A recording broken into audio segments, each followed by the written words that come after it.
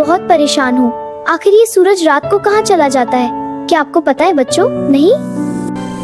चलो हम मिलकर एक्सप्लोर करते हैं हिबा की स्टोरी वर्ल्ड पर। For more exciting stories like this, like, share, and subscribe to Hiba Story World. Hiba अपने कमरे में बैठी थी। दीवारों पर सैयारों के पोस्टर लगे थे। मेज पर एक छोटा सा ग्लोब रखा था और खिड़की के पास उसका पसंदीदा साइंस बुक खुला हुआ था। आज सूरज आहिस्ता आहिस्ता डूब रहा था।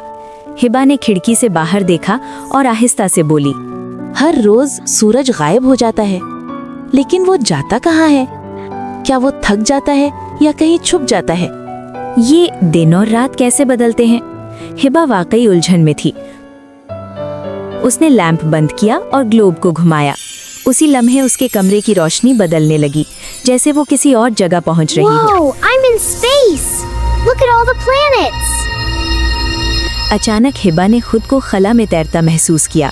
उसके सामने जमीन थी, गोल, खूबसूरत और आहिस्ता आहिस्ता घूमती हुई।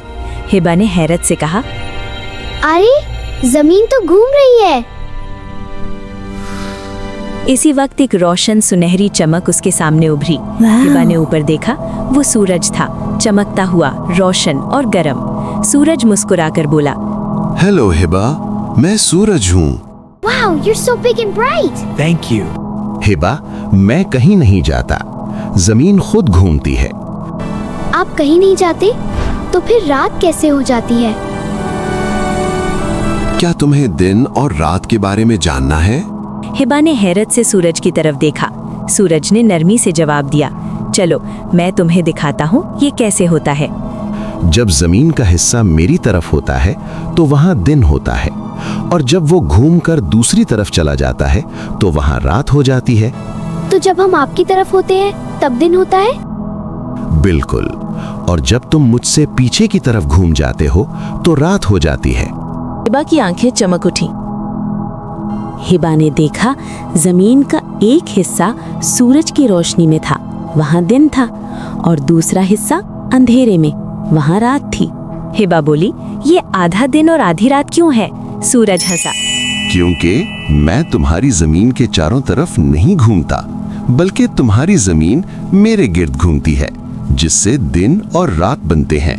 इसका मतलब आप तो वहीं रहते हैं, हम ही घूमकर दूर हो जाते हैं। जमीन को एक पूरा चक्कर लगाने में 24 घंटे लगते हैं, इसीलिए तुम्हें दिन और रात मिलते हैं। मैं तो मुसलसल रोशनी देता रहता हूँ। अब मुझे समझ आ गया, सूरज कहीं नहीं जाता, जमीन घूमती है। तो आप गायब नहीं होते, हमारी जमीन घूमती है।